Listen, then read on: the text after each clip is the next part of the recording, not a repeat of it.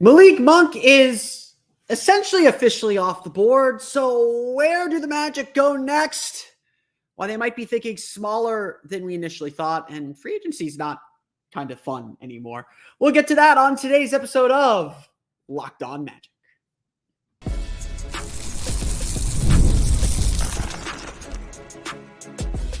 You are Locked On Magic, your daily Orlando Magic podcast, part of the Locked On Podcast Network, your team every day. And you are indeed Locked On Magic. Today is June 23rd. It will be June 24th, 2024. My name is Philip Rossman-Reich. I'm the senior writer over at OrlandoMagicDaily.com. Of course, find me on Twitter at PhilipRR_OMD. On today's episode of Locked On Magic, a wrench thrown in the Orlando Magic's free agency plans, why the Malik Monk signing muddles the direction of the Magic, and why the Magic might be thinking smaller than we thought. We'll talk about one of the free agents that they could use with that small thinking, and why this free agency isn't turning out to be the fun time we thought it would. We'll get to all that coming up here in just a moment. But first, we want to thank you again for making Locked On Magic part of your day every day, no matter when you listen to us, whether it's first thing in the morning, whether it's right when we upload. We truly appreciate you making Locked On Magic part of your day every day. Remember, there's a great Locked On podcast covering every single team in the NBA. Just search for Locked On and the team you're looking for, the Locked On Podcast Network. It's your team every day. Today's episode of Locked On Magic is brought to you by FanDuel. Make every moment more. As the playoffs wind down, the sports stop sporting like we want them to. That's the unfortunate part of summer. But FanDuel is hooking up all customers with a boost or a bonus daily. That's right. There's something for everyone every day, all summer long. Visit FanDuel.com/lockedon to get started. So I was sitting here recording my podcast Thursday night for Friday, talking about the Paul George window opening wide open with the report that the Philadelphia 76ers were no longer hotly pursuing Paul George. Who knows what's true at this point? When the Malik Monk news broke, I was beginning to promote the pod and saying, I'm not touching Malik Monk. We'll deal with it on Monday. So we've had a little bit of the weekend to sit with things and talk. And look, I'm going to sit here and say this. Obviously, free agency is about agency, the ability to make choices. Everyone has their own decisions, has their own priorities, has their own things that they want. As a follower of a small market team, I am happy to see a player decide to stay in a small market like Sacramento. I love everything that the Kings are about. I love the things that they're doing. They are our friends. I am not upset that Malik Monk is staying with the Sacramento Kings. I'll explain why. That was probably where I was leaning with who the Magic should spend their money on. But him signing a 4-year, I think it was a 4-year, $78 million deal is what's being, or agreeing to a 4-year, $78 million deal. No one can sign anything until July 6th. Was honestly like way under the value that we were thinking. I remember I did the pod with Nat George of Locked On Kings back in May or in April before heading off for Game 5. And him and us kind of agreeing like, yeah, $23 million per year is probably where the Kings draw the line, probably where the Magic draw the line. Sacramento obviously limited a little bit by what they can offer because of their early bird rights. They were able to hit that number. And I think what this says at the end of the day is that Malik Monk was very comfortable in Sacramento. Again, I'm not going to sit here and be upset with a player making decisions that are important to him. He likes Sacramento. Sacramento resurrected his career. It's not always about money. But I also think that this decision, while Monk very much made it clear that he'd like to stay in Sacramento, even if he'd like the opportunity to start somewhere, this decision to me speaks to something else that's going on in the market and something that has been somewhat corroborated by reporting. So Malik Monk's off the board. He got a 4-year deal with the Sacramento Kings. It is looking increasingly more likely that the Orlando Magic are not looking to give out 4-year deals. And so while the Magic might have been able to put more money on the table for Malik Monk, and obviously they couldn't have negotiated with him yet. Wink, wink, nudge, nudge, say no more, say no more. While there's not supposed to be direct lines of communication between teams and agents right now, let's not pretend that there's not back channels, that everyone doesn't have some idea of where those offers are going to fall, or, they're starting to set up meetings, I assume. So wink, wink, nudge, nudge. Malik Monk probably wasn't getting the offer that he wanted from the Orlando Magic, whether it was money, whether it was years, whether it was role. If the Magic were interested, and there's reporting to suggest the Magic were interested, but who really knows? If the Magic would have been interested, we're doing all kinds of strange things with verbs today. If the Magic would have been interested when free agency opened, Monk was perfectly happy with what the Kings offered. And that would be backed up by what's been reported about the Magic throughout the weekend. Obviously, the Paul George news was the big one. We talked about it, that the door was wide open for the Magic to go sign Paul George, with Philadelphia 76ers seemingly losing interest in him or backing off their interest in him. I don't think they've lost interest in him. He's a really good player. That he wants a deal similar to what Kawhi Leonard got, which was 3 years, $152 million. The Clippers balking at that, and the Magic being one of the few teams that could use him and would have somewhere close to the money to offer that. Again, we're looking at about $50 million of cap room if we're really being serious here. But all the reporting seems to suggest that's not what the Magic want to do. All of the reporting over the weekend, most of it involving Klay Thompson, who, according to Anthony Slater of The Athletic, has kind of been at a standstill with the Golden State Warriors. And according to Anthony Slater of The Athletic, the Magic and Klay Thompson have had no traction. Again, they're not supposed to be in communication yet. Let's not pretend they're not, but I kind of hard to believe there's no traction when they're not supposed to be talking with each other. But the reporting, and this, has been speculated on by Jake Fisher of Yahoo Sports, and is certainly something that is out there in the atmosphere again, is that the Magic don't want to give out any long-term deals. That especially for kind of aging players, and then look, we talked about Klay Thompson a lot, he'd help a lot. Paul George, he would help a lot. But for players on that timeline or players of that ilk, the Magic seemed to want to limit themselves to 2 or maybe 2+1 year deals. 2 with a team option on the third or a player option on the third, whatever it is. They wanted to limit themselves. They're not willing to break the bank. The joke I've been making with people is, especially the Detroit Pistons, because the Pistons do have a lot of cap room and not a lot of leverage because they're not a good team. Someone is going to drop a big brown sack with a dollar sign on it, and a bunch of money is going to come spilling out.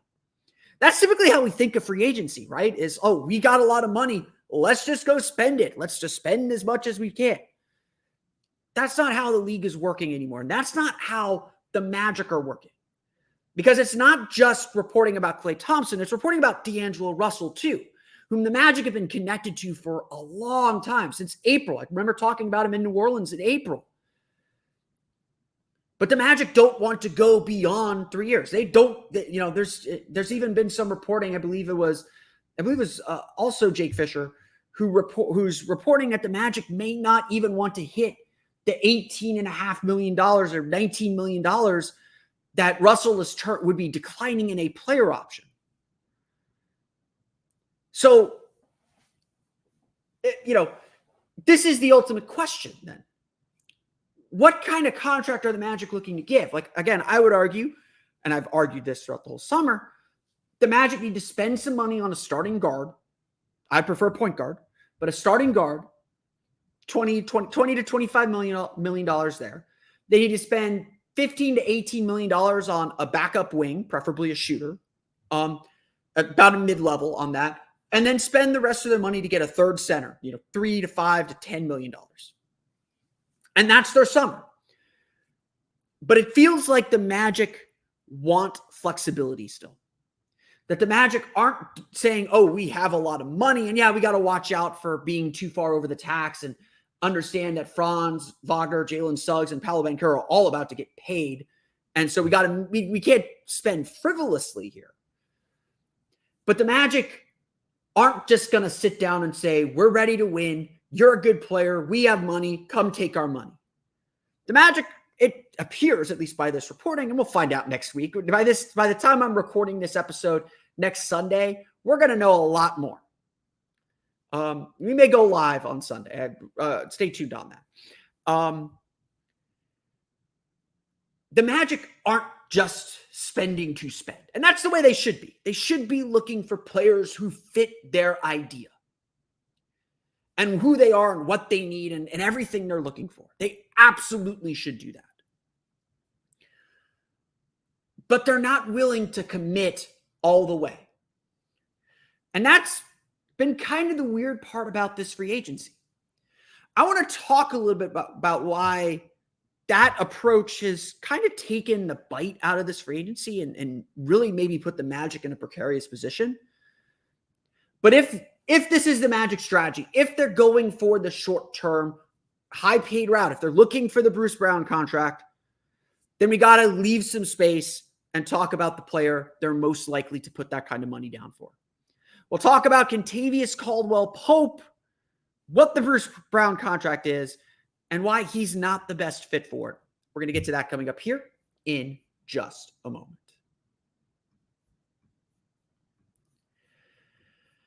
But first, it's time for a quick word from our friends over at eBay Motors. Passion, drive, and patience. The formula for winning championships is also what keeps your ride or die alive. eBay Motors has everything you need to maintain your vehicle and level it up to peak performance. Superchargers, roof racks, exhaust kits, LED headlights, and more. Whether you're into speed, power, or style, eBay Motors has you covered. With more than 122 million parts for your number one ride or die, you'll always find exactly what you're looking for. And with eBay Guaranteed Fit, your part is guaranteed to fit your ride every time or your money back. Because with eBay Motors, you're burning rubber, not cash. With all the parts you need at the prices you want, it's easy to make your car the MVP and bring home some huge wins. Keep your ride or die alive at ebaymotors.com. Eligible items only. Exclusions apply. eBay Guaranteed Fit is only available to U.S. customers.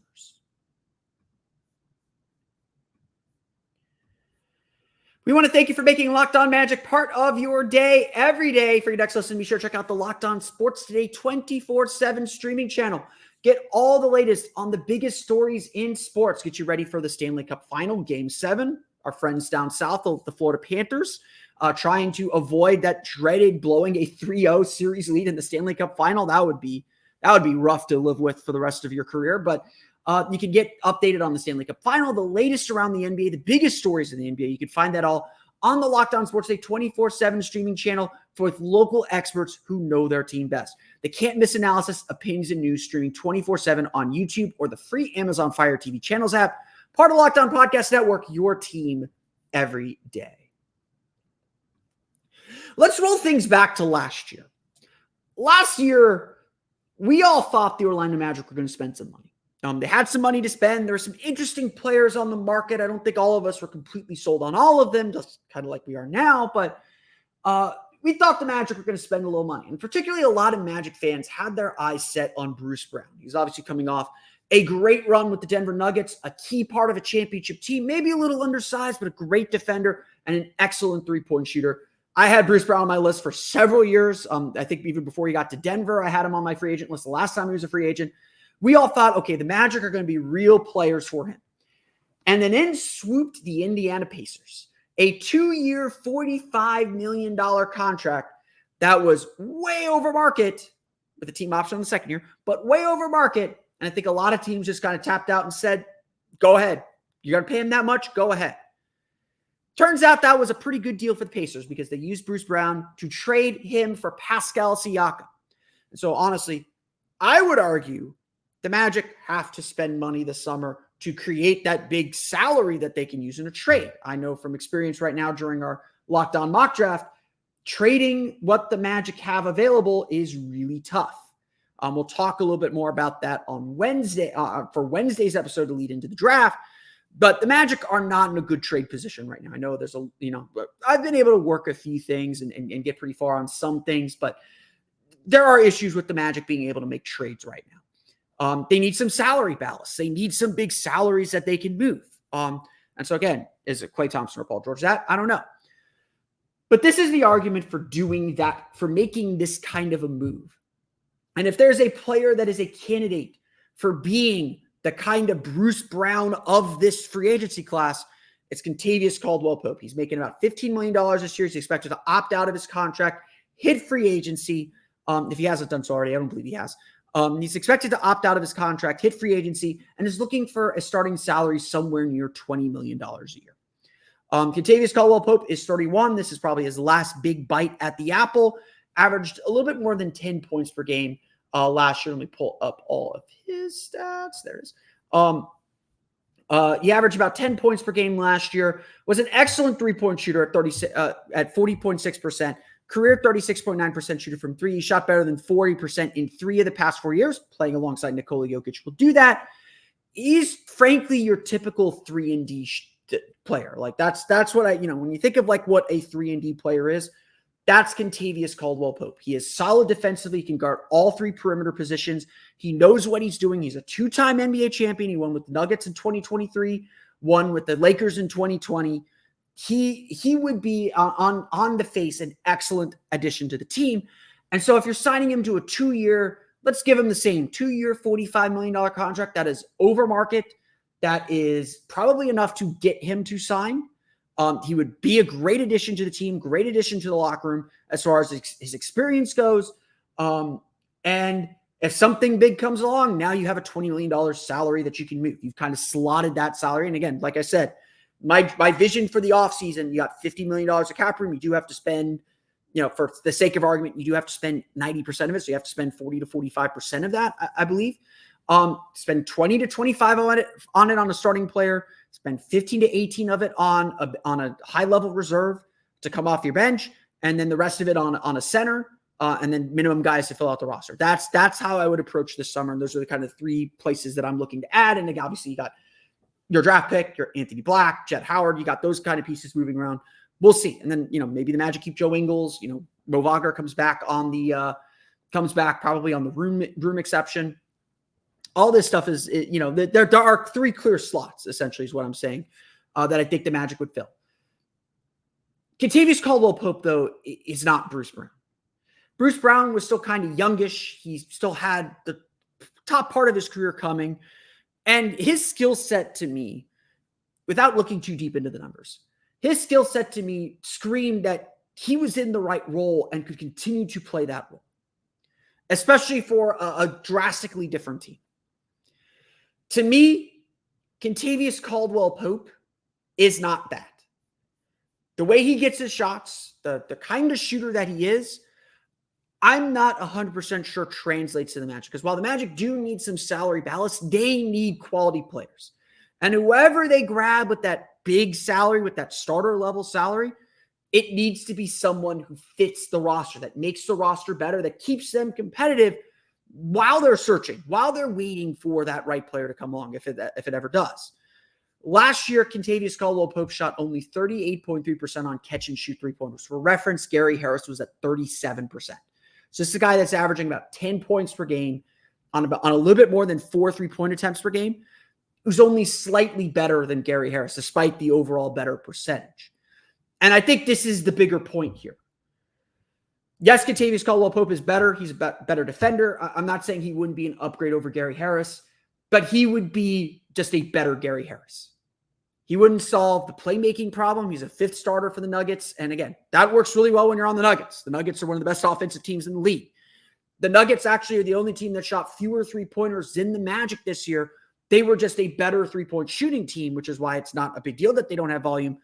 The Magic need volume. Until the Magic prove they're a decent 3-point shooting team, they need volume. They need as many bites at that apple as they can get. And so a higher percentage catch and shoot guy, someone who's going to take more threes. My concern, and this is generally my concern with even a guy like Klay Thompson and asking yourself, okay, how do the Magic get their 3-pointers?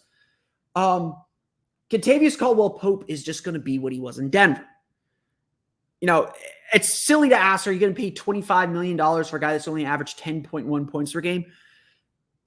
If the goal is to spin your cap room forward a year, it's fine. Whatever. You don't have a problem with the Joe Ingles contract because you knew there was an out. Again, the Joe Ingles contract is the same deal as the Bruce Brown contract. The Magic signed Joe Ingles to an above market rate, gave themselves an out after 1 year. They were the ones in control. If they need that $11 million in Joe Ingles' contract, they'll cut him. And we actually expect them to decline that option and pick up that $11 million for free agency this summer. We'll see what happens on Saturday when that deadline is, or Sunday when that deadline is. But to me, Kentavious Caldwell-Pope just isn't enough of a meaningful upgrade. Yes, I think he would help. I think he has respective defenses, and I say this all the time.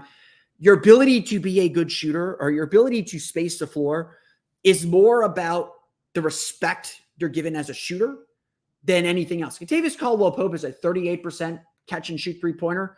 Will get so much more respect than Jalen Suggs is a 39% overall shooter. That's just unfortunately reality. Jalen Suggs has not gained the respect that would bring.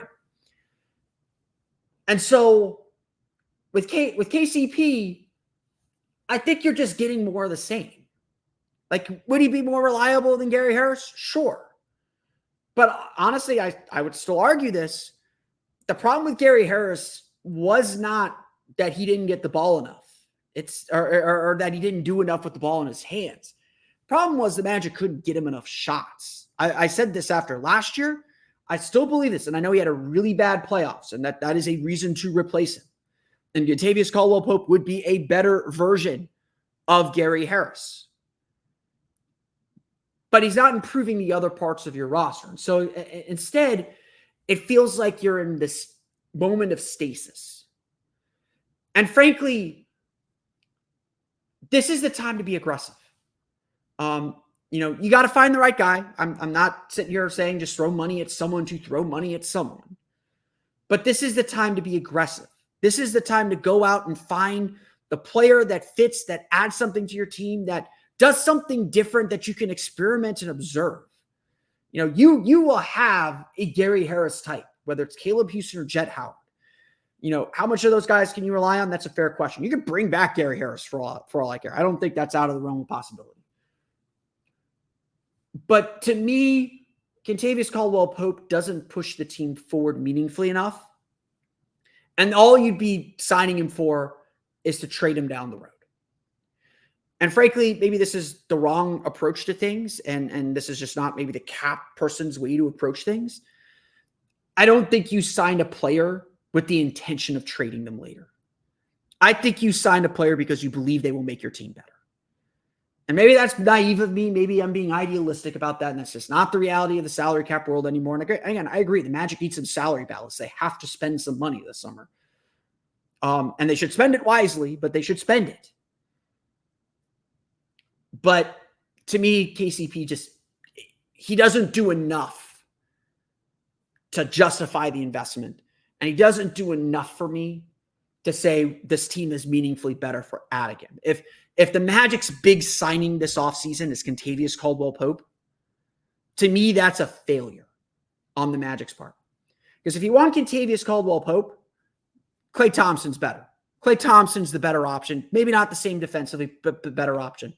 Buddy Hield is honestly the better option and cheaper, and you can go out and get someone else that can help you. And that gets to our problem here. That gets to the central problem. Why we're in this discussion, why we're in this part of the offseason now. This just isn't a good free agency class. Or it doesn't have what the Magic are looking for in free agency. We'll talk about how free agency has turned into a nightmare coming up here in just a moment.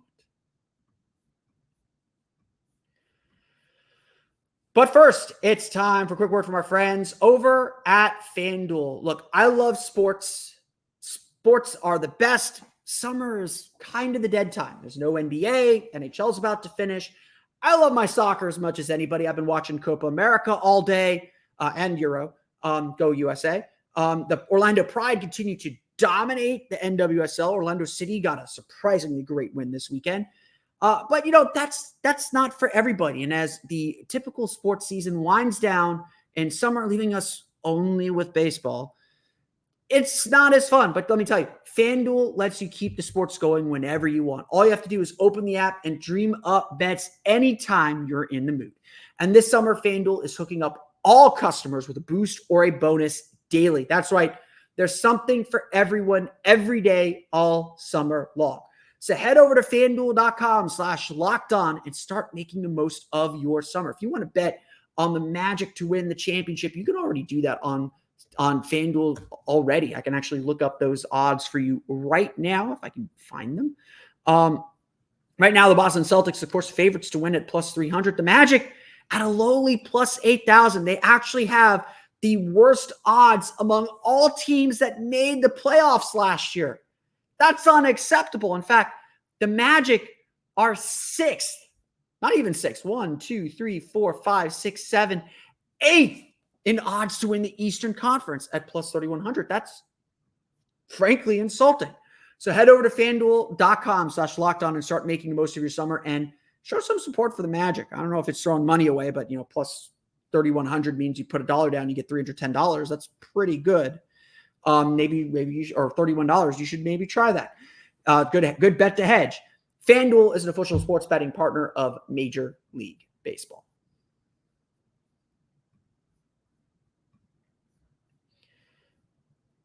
So we're not quite at free agency yet. We have one big thing to get to before we get to free agency. And Wednesday and Thursday are going to change the free agency landscape. We are going to have something different to say and something new to get to talk about after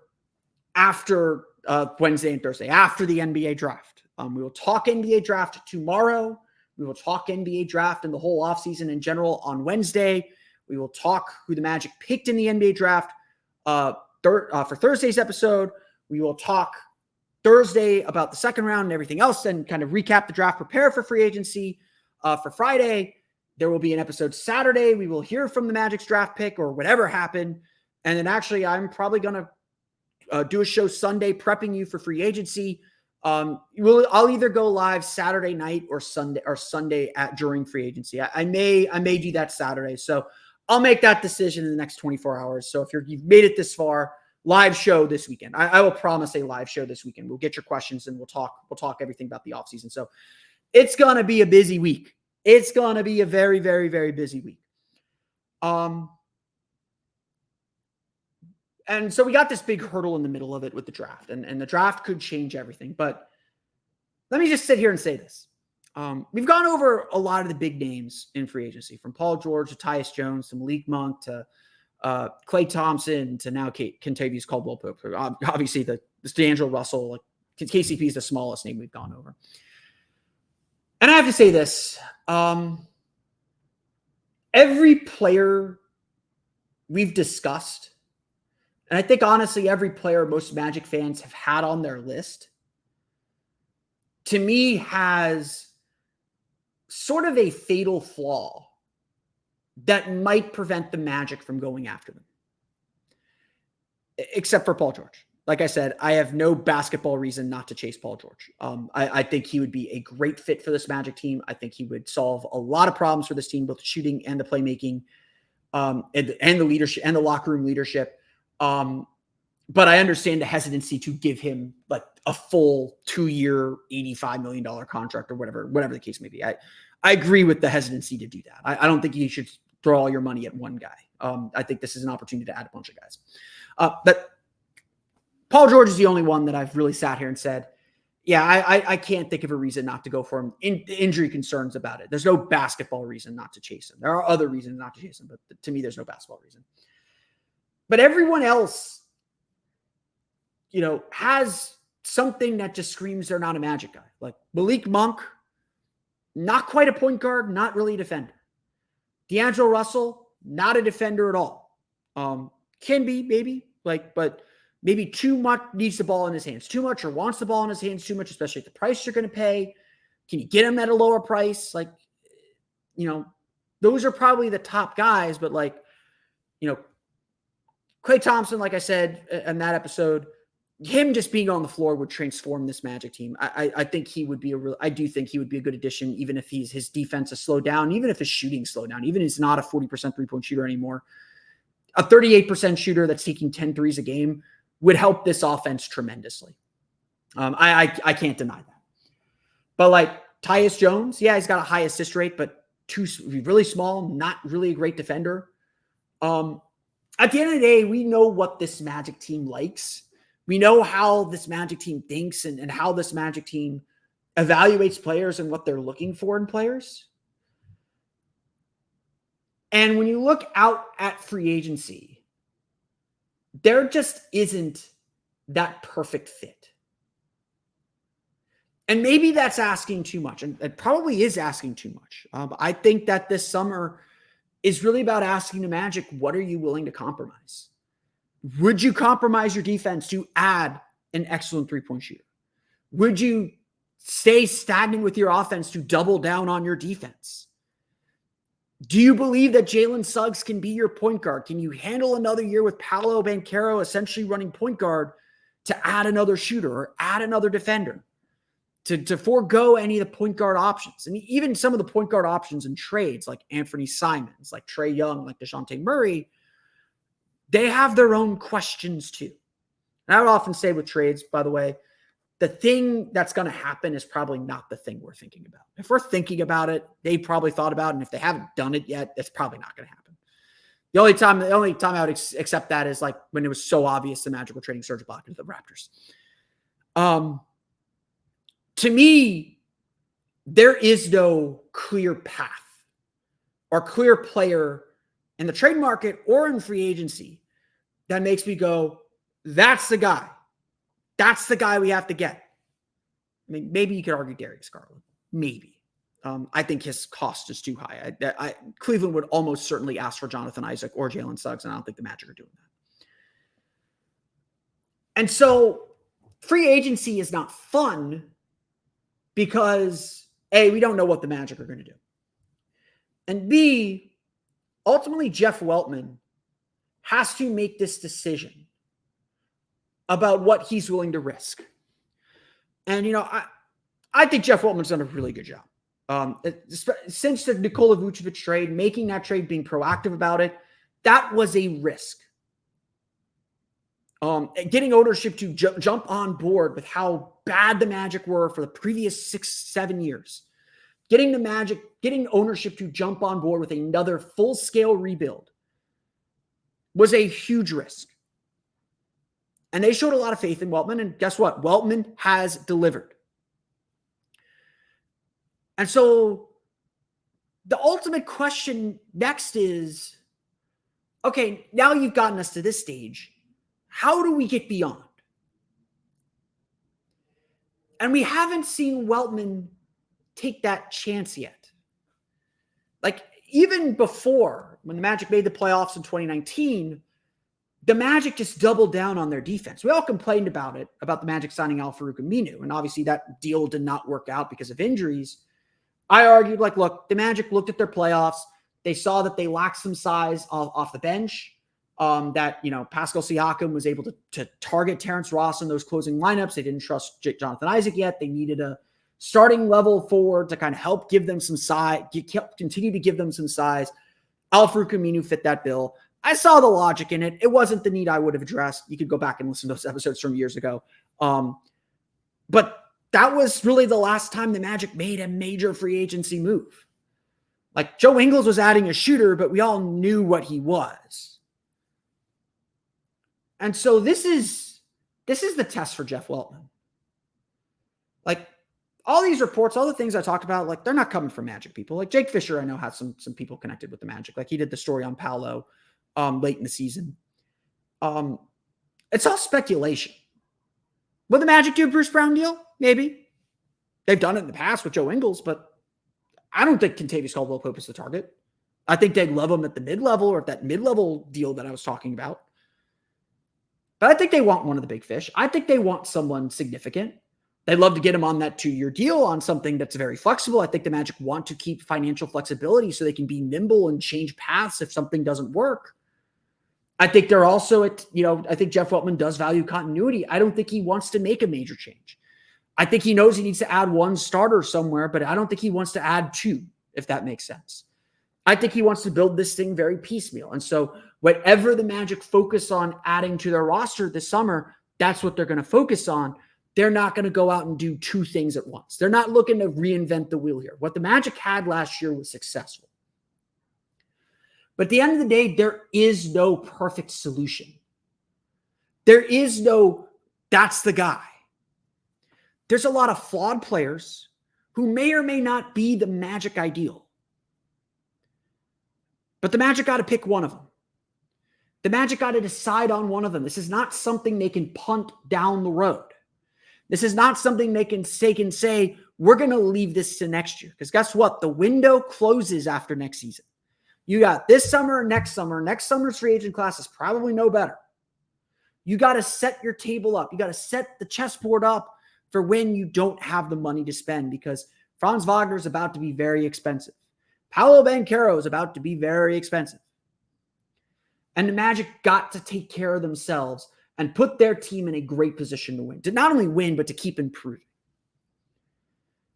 And sometimes that means an imperfect answer. I know I just said I don't like signing guys with the intention of trading them. But you got to add someone that's going to make your team better right now and give you someone that you can trade down the road. Give you someone that can help you get the guy that will take you over the top to a championship team. You can fill in the bench. Trust me. If the Magic do their jobs, players, veteran players, will want to come play for the Orlando Magic. If you do your job in the draft, you will replace talent with talent. But finding those answers, predicting what those answers are going to be for the Magic is really tough because there isn't a perfect answer. There isn't a guy that screams, he's ours. And there's no amount of money that seems to make sense for the players the Magic should be or are thinking about because of those imperfections. And so it leaves the Magic in this really tricky place. But this is what you want. You want these opportunities. You want to be able to make these decisions. You want to try and have this flexibility and to be thinking these steps ahead because something worked with this team. And now you got to make it all work again. We've gone over a lot of free agents this past month, but I don't envy Jeff Weltman, the decisions he has to make. Because, I was actually thinking about this today. The Magic kind of set the market for everybody. Everyone's going to be waiting to see what the Magic do. How much the Magic pay whoever they're going to pay. Because that's when everyone else starts to fall in line, starts to fall in of, okay, this is how much I can make because this player made that. That's a very empowering place to be, but it's not a fun one with the options the Magic have on the table. I want to thank you all again for listening to today's episode of Locked On Magic. Of course, find me on Twitter at PhilipRR_OMD. Subscribe to the podcast and Apple Podcasts, Stitcher, TuneIn, Himalaya, Google Play, Spotify, Odyssey, and all the Fun-Based podcasts to your podcast-enabled listening device. Be sure to check us out on YouTube. Subscribe to the YouTube channel as well. We'll do the live show on YouTube. I'll also probably set up a Twitter Spaces when I do that live show. I'll announce what day I'm deciding to do that live show. Probably tomorrow. Probably tomorrow or Wednesday for sure. I'll have that pinned down. So just pencil in Saturday or Sunday for a quick Q&A or a quick live show. We'll even tweet at me. Tell me what you prefer. I want a place where I can get interaction. So tell me when you want the live show to take place, and I'll plan it for then. That's me passing the buck. For the latest on the Orlando Magic, be sure to check out OrlandoMagicDaily.com. You can find us there on Twitter at OMagicDaily. Also, be sure to check out my Patreon page, Orlando Magic Hub. I just wrapped up my player evaluations for the season. I will save Jamal Mosley and Jeff Weltman for after free agency and after the draft a little bit, perhaps. But you can check that out at patreon.com/Orlando Magic Hub. And as always, thank you for your support. Now that you're done listening to me, be sure to check out the Locked On Sports Day 24/7 streaming channel on YouTube and now available on Amazon Fire TV and the free Fire TV channels app. Locked On Sports Day is here for you 24/7, covering the top sports stories of the day with the local experts of Locked On, plus our national shows covering every league. Find Locked On Sports Day now available on the free Fire TV channels app. I want to thank you all again for listening to today's episode of Locked On Magic. On tomorrow's episode of Locked On Magic, we will chat NBA draft, the prospects to know, and what the Magic might do and who might be the surprise player they pick. I think that it's starting to look very real that there could be a really good player available at 18, but we'll see. We'll see what happens. We'll get to all that on tomorrow's episode, get you ready for the NBA draft on tomorrow's episode of Locked On Magic. But until then, for Orlando Magic Daily and Locked On Magic, this has been Philip Rossman-Reich. We'll see you all again next time for another episode of Locked On Magic.